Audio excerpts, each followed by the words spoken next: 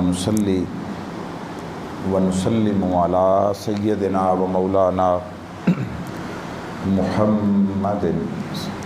رسولہ النبی الامین الکریم الرؤوف الرحیم، اما بعد فاعوذ باللہ من الشیطان الرجیم، بسم اللہ الرحمن الرحیم۔ اجیب دعوت الداع اذا دعان فلیستجیبوا لی، صدق اللہ العظیم۔ معزز حاضرین و ناظرین اکرام،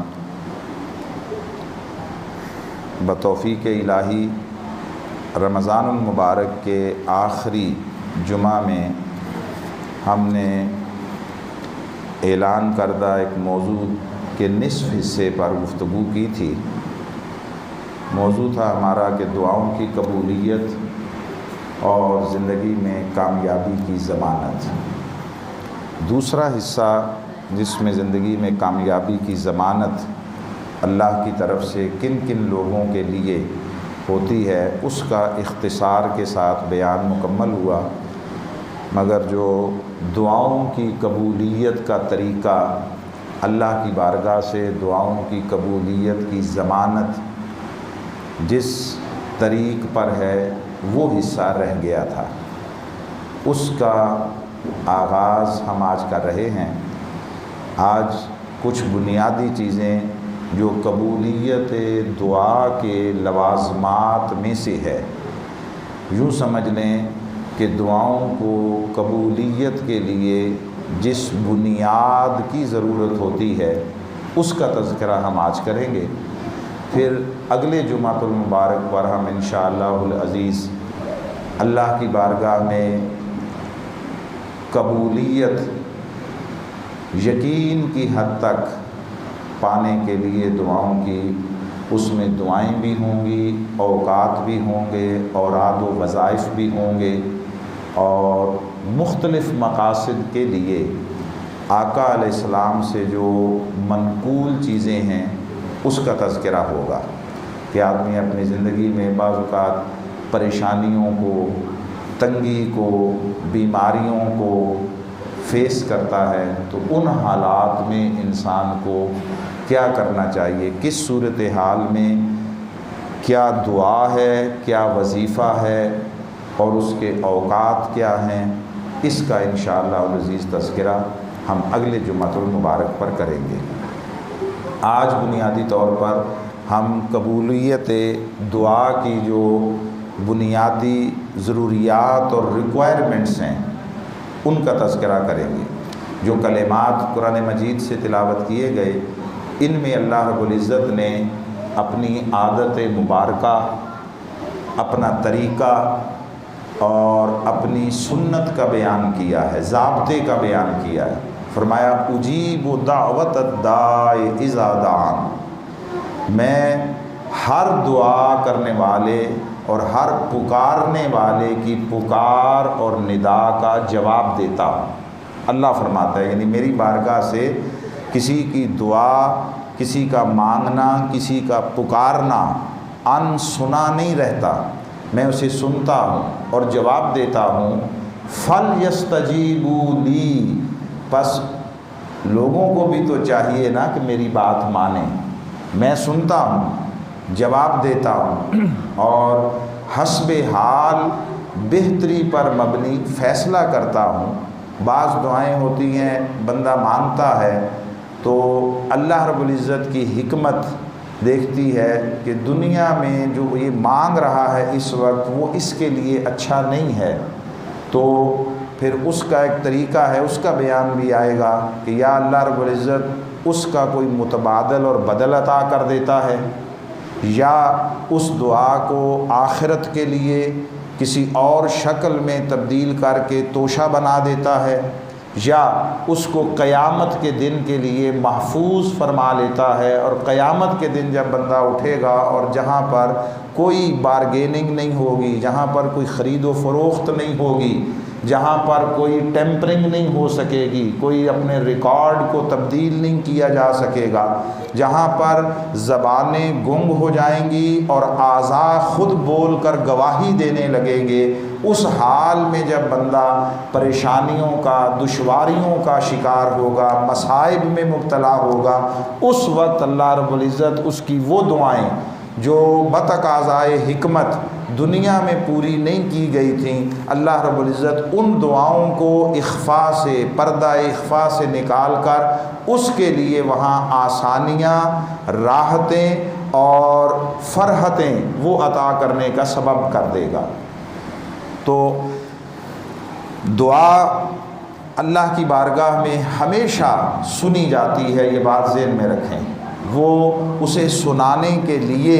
اصلاً کسی مقام پر جانے کی ضرورت نہیں ہے۔ کچھ مقامات ہوتے ہیں جہاں دعاؤں کی قبولیت کا امکان بڑھ جاتا ہے۔ رہا اللہ کا سننا،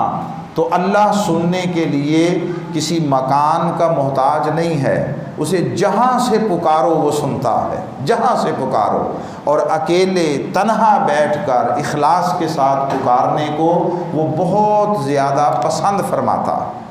سو پہلی شے جو دعا کی قبولیت اور اجابت کے لیے بنیاد کا کام کرتی ہے، بنیاد کا، وہ ہے اخلاص فی النیت، مخلص ہونا، خلوص ہونا، اخلاص کا حامل ہونا، یہ پہلی شے ہے۔ اب اس میں پھر دو چیزیں ہیں، قرآن مجید میں اس ورڈ کو دو طرح اللہ رب العزت نے استعمال کیا۔ ایک ہے مخلص، یہ فاعل کا صیغہ ہے۔ مخلص کا معنی ہے وہ شخص جو اخلاص کو اختیار کر لے، جو اخلاص کو اختیار کر لے، یعنی اس میں فعل کی نسبت بندے کی طرف ہوتی ہے، بندہ خود اخلاص کو اپناتا ہے، بندہ اپنی کوشش کے ساتھ شعوری اور عملی کوشش کے ذریعے اپنے دل سے ریا کو نکالتا ہے، اپنے دل سے دکھاوے کو نکالتا ہے، منافقت کو نکالتا ہے، مخلص ہو کر اللہ کی بارگاہ میں سر جھکاتا ہے اور اس سے مانگتا ہے۔ ایسا کرنے والے کو قرآنی اصطلاح میں مخلص کہتے ہیں۔ یہ فاعل کا صیغہ ہے، فاعل کہتے ہیں فعل سر انجام دینے والے کو، کام کرنے والے کو، تو اس میں بندہ فاعل ہے اور وہ فعل اخلاص کو اختیار کرتا ہے۔ اور دوسرا ورڈ جو لفظ یوز ہوا وہ ہے مخلص۔ مخلص مفعول کا صیغہ ہے، مفعول کا، یعنی اس میں بندے کا کسب اور بندے کا عمل دخل نہیں ہوتا، وہ اللہ کی طرف سے اسے اخلاص عطا کر دیا جاتا ہے، اسے حامل اخلاص بنا دیا جاتا ہے۔ دونوں طرح یوز ہوا۔ جو مخلص ہے یا مخلصین، یہ وہ لوگ ہیں جو خود متوجہ ہوتے ہیں اللہ کی طرف اور اس کی پناہ طلب کرتے ہیں، اس کی حفاظت کے حصار میں داخل ہونے کے لیے التجا کرتے ہیں، وہ اللہ سے مانگتے ہیں اور عرض کرتے ہیں کہ مولا مجھے میری خواہشات نفسانی کی آلائشوں سے بچا لے، مجھے رغبات دنیا سے بچا لے، مجھے شہوتوں کی محبت سے بچا لے۔ جیسے اللہ رب العزت نے قرآن مجید میں ارشاد فرمایا کہ زُيِّنَ لِلنَّاسِ حُبُّ الشَّهَوَاتِ، انسانوں کے لیے شہوتوں کی محبت مزین کر دی گئی ہے، خوبصورت بنا دی گئی ہے، سجا دی گئی ہے۔ اور یہ جو زُيِّنَ کا لفظ ہے یہ مجہول کا صیغہ ہے، پیسو وائز ہے، یعنی انسان اس کے لغوی معانی کے بہت سارے پہلو ہیں، ادھر نہیں جا رہا، سادہ لفظ بتا رہا ہوں کہ یہ جو ان چیزوں میں جن کا آگے تذکرہ آیا، من النساء والبنین والقناطیر المقنطرۃ من الذہب والفضہ والخیل المسومۃ والانعام والحرث، یہ جتنی چیزیں آئی ہیں اس میں ازواج کی ازدواج کی محبت ہے، بیٹوں کی محبت ہے، قبیلوں کی محبت ہے، سونے چاندی کے ڈھیروں کی محبت ہے، سواریوں کی محبت ہے، اور اس طرح فصلوں کی اچھی ان کی محبت ہے۔ یہ ان کی طرف جو طبیعت میں رغبت پیدا ہو جاتی ہے، وہ بھلی دکھائی دینے لگتی ہے، چیزیں ہر کسی کو بھلی دکھائی دیتی ہیں، اس میں انسان کی طبیعت ادھر مائل ہو جاتی ہے۔ تو فرمائیے زینا، اسے مزین کر دیا گیا ہے، اس کا فاعل نہیں پتہ، یعنی اس کے اندر ایک رغبت رکھ دی گئی ہے، انسان کو پتہ بھی نہیں چلتا، اور انسان ان چیزوں کی رغبت اور محبت میں مبتلا ہو جاتا ہے، اس کا شکار ہو جاتا ہے، اور وہ سمجھ رہا ہوتا ہے کہ میں درست کر رہا ہوں، مگر وہ جو شہوتوں کی محبت ہے وہ بسا اوقات وہ اپنی حدود سے آگے بڑھ جاتی ہے، اور وہ آگے بڑھ کر وہاں پہنچ جاتا ہے کہ جہاں یہ محبتیں، اس میں خاندان قبیلے کی محبتیں ہیں، اس میں اہل خانہ کی محبتیں ہیں، کاروبار تجارت کی محبتیں ہیں، اس میں منصب اور عہدے کی محبتیں ہیں، مال و دولت دنیا کی محبتیں ہیں، وسائل کی کثرت کی محبتیں ہیں۔ یہ ساری محبتیں آہستہ آہستہ اپنی زیب و زینت میں مبتلا کر کے شکار کرتے ہوئے انسان کو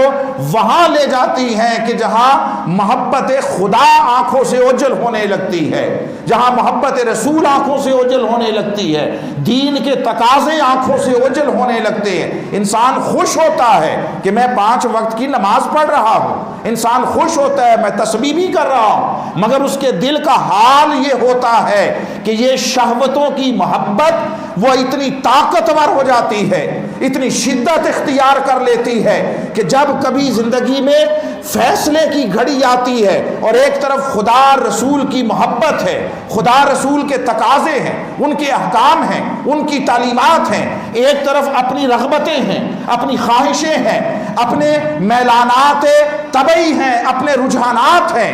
اپنے معاشرتی معمولات ہیں، یہ سارے کے سارے اس طرف ہیں، خدا رسول کی محبت اور اس کے احکام اور دینی تعلیمات وہ ایک طرف ہیں، تو انسان بلا تردد سوچتا سمجھتا بھی نہیں ہے اور اپنے میلانات کو اپنا لیتا ہے، اپنے رجحانات طبع کو اپنا لیتا ہے، اپنے معاشرتی رسم و رواج اور طریقوں کو اپناتا ہے اور دین کو نظر انداز کر دیتا ہے، گویا اس نے اللہ اور اس کے رسول کی محبت کو یکسر بھلا دیا، پامال کیا اور اپنے نفس کی رغبتوں کو اپنا لیا۔ تو یہ انسان اس انتہا تک چلا جاتا ہے، اور پھر جب وہ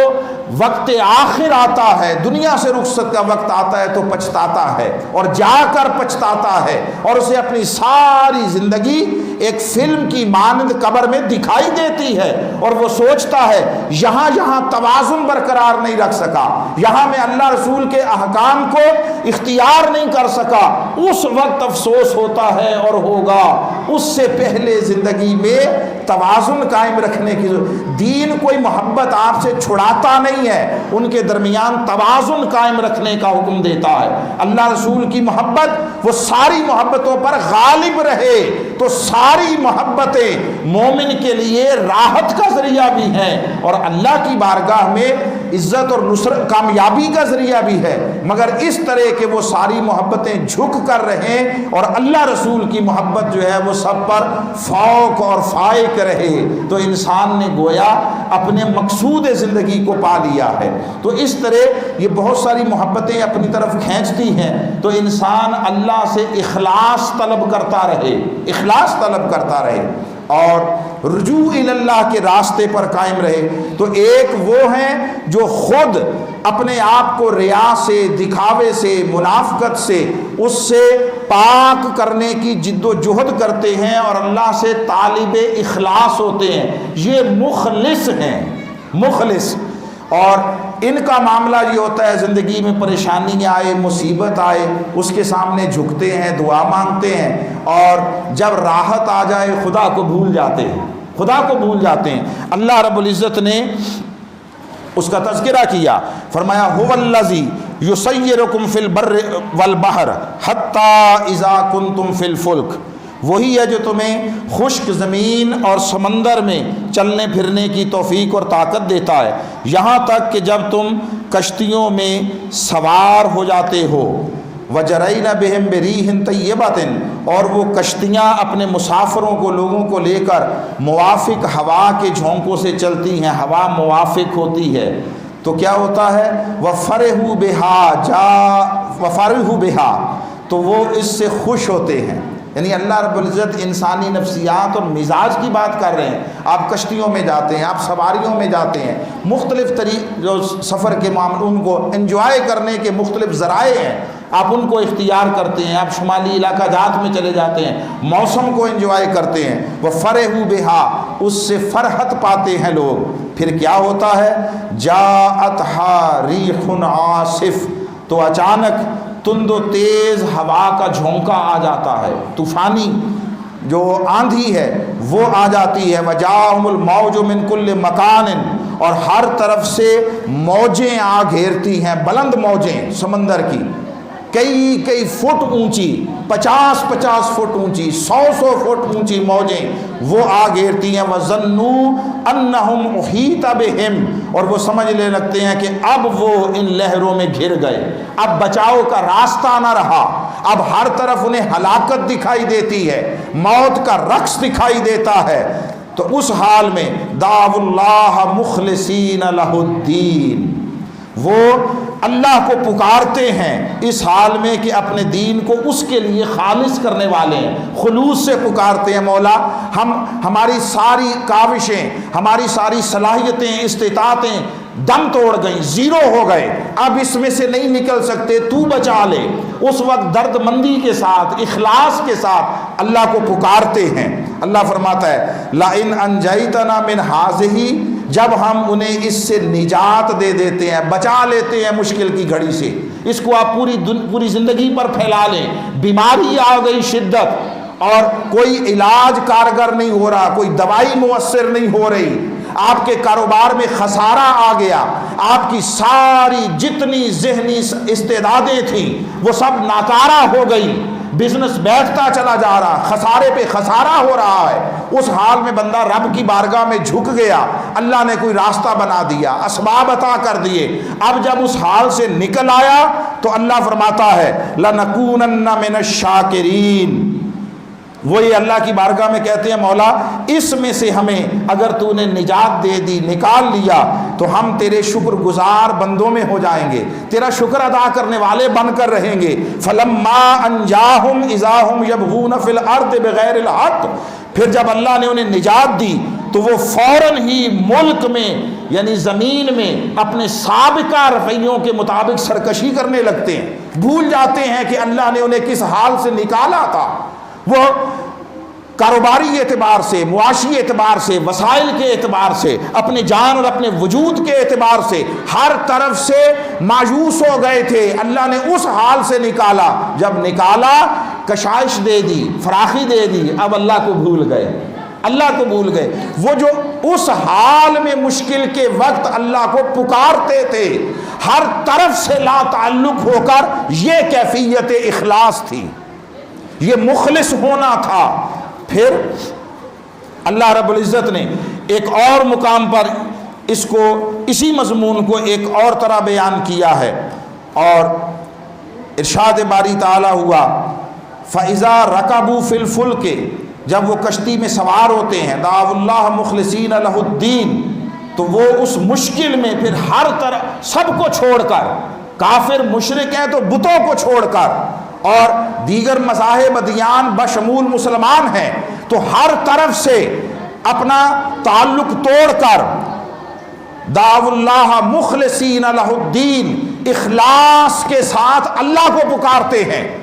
اس وقت خدا یاد آتا ہے، فَلَمَّا نَجَّاهُمْ إِلَى الْبَرِّ، پھر جب ہم انہیں خشکی تک پہنچا دیتے ہیں، اللہ انہیں خشکی تک پہنچا دیتا ہے، اِذَا هُمْ يُشْرِكُونَ، پھر وہی شرک کرنے لگتے ہیں۔ اس حال میں جب کوئی امید باقی نہ رہی تھی، اس وقت اپنے قلب و باطن کی ساری توانائیوں کے ساتھ محض اللہ کو پکارنا، یہ کیفیت اخلاص ہے، یہ مخلص لوگ ہیں۔ اور ایک ہیں مخلص مفعول کے صیغے میں، وہ لوگ جنہیں اللہ رب العزت اپنی بارگاہ سے چن لیتا ہے اور انہیں صاحب اخلاص بنا دیتا ہے۔ یہ اولین انبیاء ہیں۔ انبیاء وہ ہر حال میں اللہ کی طرف مخلص رہتے ہیں، تنگی ہو یا فراخی ہو، وہ اللہ کی بارگاہ اور اس کے امر سے کبھی منہ نہیں پھیرتے۔ اللہ رب العزت نے ذکر کیا، فرمایا وَاذْكُرْ فِي الْكِتَابِ مُوسَىٰ إِنَّهُ كَانَ مُخْلَصًا وَكَانَ رَسُولًا نَبِيًّا، اور اس کتاب میں موسیٰ کا ذکر کیجئے، بے شک وہ نفس کی قید سے آزاد تھے، مخلص تھے، مخلص یعنی جنہیں اخلاص عطا کر دیا گیا تھا، انہوں نے اپنے کسب سے اخلاص نہیں پایا تھا، اللہ کے کرم سے اخلاص پایا تھا، وہ قید نفس سے آزاد تھے، برگزیدہ تھے، اور رسول و نبی تھے، صاحب رسالت نبی تھے۔ پھر اللہ رب العزت نے سورہ یوسف میں ان کے لیے یہی لفظ استعمال کیا کہ وہ اللہ کی بارگاہ میں صاحب اخلاص تھے۔ جب زلیخا نے تنہائی میں ان کی طرف ہاتھ بڑھانا چاہا اور ان کے کردار کو آلودہ کرنا چاہا، اور اس کی طلب تھی، اور یہ چونکہ صاحب اخلاص مخلص بندے تھے، اس لیے اس موقع سے فائدہ نہیں اٹھایا، خود کو بھی بچایا اور اس کو بھی بچایا، اور جس کی بیوی تھی اس کی عزت کو بھی بچایا، اللہ کی حفاظت میں تھے۔ فرمایا وَلَقَدْ ہَمَّتْ بِهِ وَهَمَّ بِهَا لَوْلَا أَن رَأَىٰ بُرْهَانَ رَبِّهِ، یوسف نے انکار کر دیا، اور بے شک زلیخا نے تو ان کا ارادہ کر ہی لیا تھا، یعنی اس فعل کا، اور شاید وہ بھی اس کا قصد کر لیتے اگر انہوں نے اپنے رب کی روشن دلیل کو نہ دیکھا ہوتا، اگر اللہ کی طرف سے ان کی حفاظت کا اہتمام نہ ہوتا تو ممکن ہے کہ کوئی اقدام کرتے، مگر فرمایا کذالک لنصرف عنہ السوء والفحشاء، تو اس طرح اس لیے کیا گیا کہ ہم ان سے تکلیف اور بے حیائی کو دور رکھے۔ انہ من عبادنا المخلصین، وہ ہمارے مخلص بندوں میں سے تھے، صاحب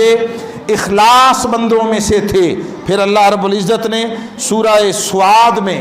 شیطان نے روز ازل جو ارادہ کیا اس کا ذکر کیا، اظہار کیا اس ارادے کا، وہ اللہ کی بارگاہ میں کہتا ہے قال فبعزتک لاغوینہم اجمعین، تیری عزت کی قسم میں سب کو گمراہ کروں گا، اولاد آدم کو۔ تو اللہ رب العزت نے اس سے پوچھا ہوگا، یا اسے اپنے بیان میں جو مبالغہ تھا اس کا خیال آیا ہوگا، بھئی سب کو گمراہ کر لو گے، کوئی بھی نہیں بچے گا تیرے جال سے؟ تو اس نے کہا الا عبادک منہم المخلصین، وہ جو صاحب اخلاص بندے ہیں، جنہیں تو نے اخلاص عطا کر دیا ہے، جنہیں تو نے اپنی حفاظت کا حصار عطا کر دیا ہے، وہ میرے جال میں پھنسنے سے بچ جائیں گے۔ تو دعاؤں کی قبولیت کے لیے پہلی شے اخلاص ہے، اور اخلاص کیا ہے؟ ہر طرف سے اپنا تعلق توڑ کر، ہر طرف سے بے نیاز ہو کر، محض اللہ کی بارگاہ میں درد مندی کے ساتھ، پورے رجوع قلبی کے ساتھ، اپنے تمام تر ارتکاز کے ساتھ، کنسنٹریشن کے ساتھ محض اللہ کی بارگاہ میں سر جھکایا جائے۔ اور اس کے لیے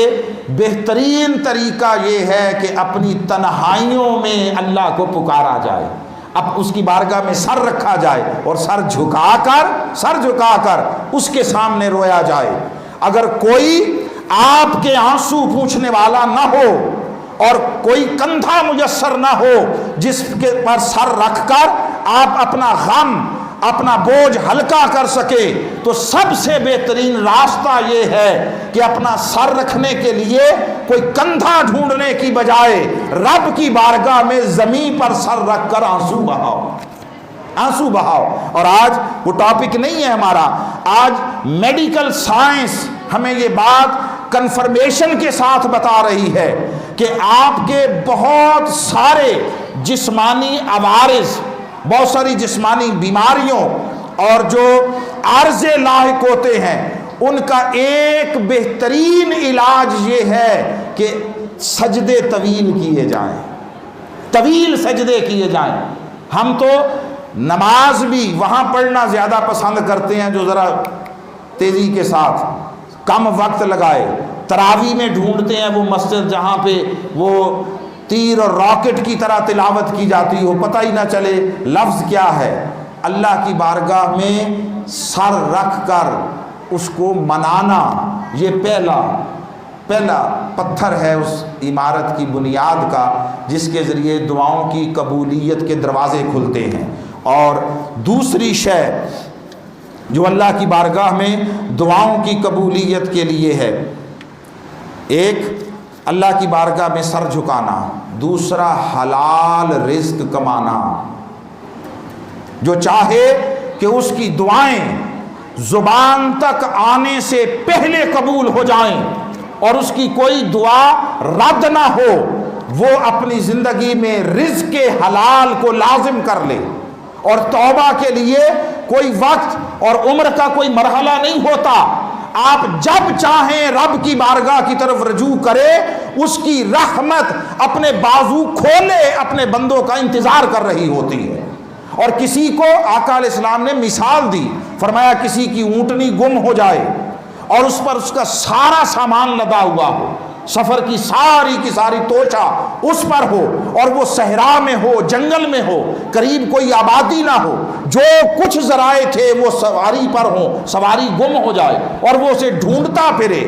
اور فرمایا پھر اچانک اسے اپنی سواری اسی حال میں سارے ساز و سامان کے ساتھ مل جائے، تو فرمایا تم کیا سمجھتے ہو اس کی کیفیت کیا ہوگی؟ عرض کیا یا رسول اللہ وہ بے انتہا خوش ہوگا۔ فرمایا اللہ کی عزت کی قسم، جتنے اس سوار کو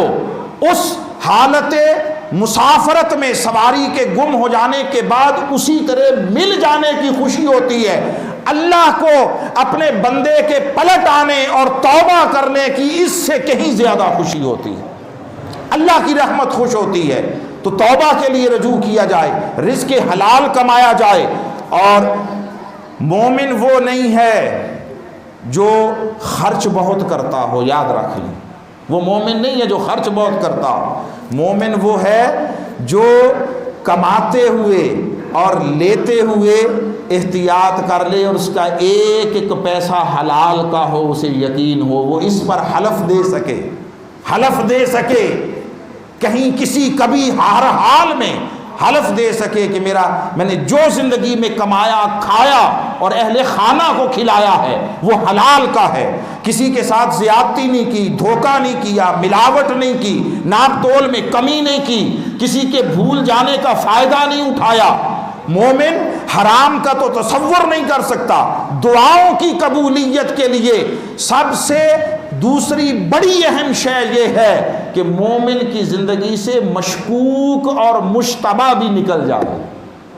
حرام کا تو تصور نہیں ہے، مشکوک نہ رہے، مشتبہ شے نہ رہے، صرف حلال ہو۔ جو اپنی زندگی میں یہ اہتمام کر لے، اس کو کسی مزار کی گدی پہ بیٹھنے کی حاجت نہیں ہے، اس کے لیے اس کے آباء و اجداد کا کوئی بہت زیادہ روحانی مذہبی علمی اعتبار سے صاحب منصب ہونا ضروری نہیں ہے۔ جو اللہ کی بارگاہ میں اخلاص کے ساتھ جھکنے کو معمول بنا لے،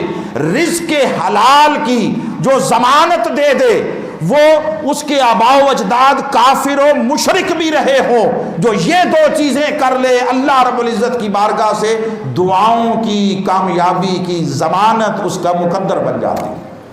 ان دو چیزوں کو اختیار کر لیں۔ ہم انشاءاللہ العزیز دوسرا حصہ اس مضمون کا، جس میں بہت ساری دعائیں ہوں گی جو آقا علیہ السلام سے منقول ہیں